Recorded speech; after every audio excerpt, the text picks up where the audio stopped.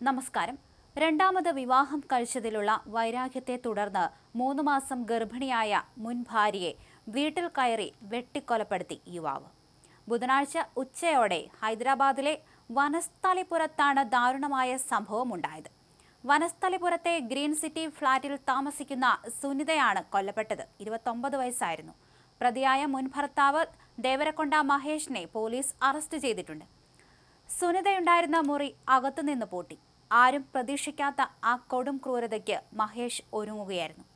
അടുത്ത നിമിഷം ആ വീട്ടിൽ നിന്ന് നിലവിളിയുടെ ശബ്ദമുയർന്നു. സുനിതയുടെ വീട്ടുകാർ ഓടിയെത്തിയപ്പോഴേക്കും എല്ലാം കഴിഞ്ഞിരുന്നു.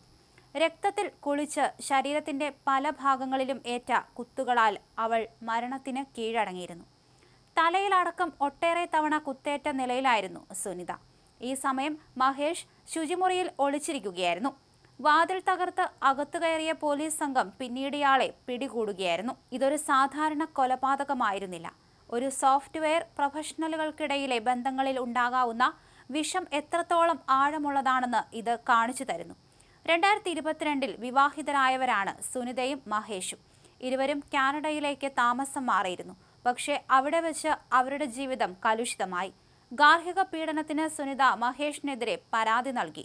അതോടെ മഹേഷിനെതിരെ ഒരു ലുക്കൌട്ട് സർക്കുലർ പുറത്തിറക്കി. 2024 അവർ നിയമപരമായി വിവാഹമോചിതരായി. കഴിഞ്ഞ വർഷം അമ്മയുടെ മരണത്തെ തുടർന്ന് ഇന്ത്യയിലെത്തിയ മഹേഷിനെ വിമാനത്താവളത്തിൽ വെച്ച് പോലീസ് തടയുകയും പാസ്പോർട്ട് പിടിച്ചെടുക്കുകയും ചെയ്തിരുന്നു. കേസ് നിലവിലുള്ളതിനാൽ അയാൾക്ക് കാനഡയിലേക്ക് തിരികെ പോകാൻ കഴിഞ്ഞില്ല. 2025 തുടക്കത്തിൽ സുനിത പുതിയൊരു ജീവിതം ആരംഭിക്കുകയായിരുന്നു. മറ്റൊരു വിവാഹം കഴിച്ച് വനസ്ഥലിപുരത്ത് താമസമാക്കി. മഹേഷിന് കാനഡയിലേക്ക് പോകാൻ കഴിയാതെ വന്നതും സുനിത പുതിയൊരു ജീവിതം കണ്ടെത്തിയതിലുമുള്ള കൊടും പകയാണ് ഈ ക്രൂരകൃത്യത്തിലേക്ക് നയിച്ചതെന്ന് പോലീസ് പറയുന്നു.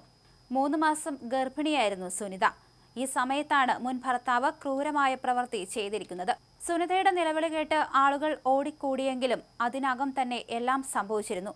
പിന്നീട് ഇയാൾ ശുചിമുറിയിൽ കയറി ഒളിച്ചിരിക്കുകയായിരുന്നു. തുടർന്ന് വീട്ടുകാർ പോലീസിനെ അറിയിക്കുകയായിരുന്നു. അവരെത്തി ഇയാളെ അറസ്റ്റ് ചെയ്തു. ഇയാളെ കൂടുതൽ ചോദ്യം ചെയ്തു വരികയാണെന്ന് പോലീസ് അറിയിക്കുകയും ചെയ്തു. വിവാഹശേഷം ഇവർ തമ്മിൽ വളരെയധികം വഴക്കുണ്ടായിരുന്നു. അതിനുശേഷമാണ് പിരിയാമെന്ന തീരുമാനത്തിലെത്തിയത്. അങ്ങനെയാണ് പിരിഞ്ഞത്. 2022 തന്നെ വിവാഹമോചിതരായി. പിന്നീട് ഇരുവരും സംസാരിക്കാനോ വിളിക്കാനോ ഒന്നും നിന്നിട്ടില്ല. അതിനുശേഷമാണ് ഇയാൾ കാനഡയിൽ നിന്ന് തിരിച്ചെത്തിയത്. അതേസമയം മറ്റൊരു പുരുഷനിൽ തന്റെ ഭാര്യയ്ക്ക് കുഞ്ഞുണ്ടാകുന്നു എന്ന വാർത്ത കേട്ടപാടെ ഇയാൾ ഭയങ്കരമായി പ്രകോപനം ഉയർത്തിയിരുന്നുവെന്ന് ഇദ്ദേഹത്തിന്റെ ബന്ധുക്കൾ തന്നെ പറയുന്നുണ്ട്. അതിൽ കടുത്ത നിരാശയിൽ തന്നെയായിരുന്നു ഇയാൾ. അതുകൊണ്ടാണ് ഇത്തരത്തിലൊരു കൊലപാതകം നടത്തിയിരിക്കുന്നത്.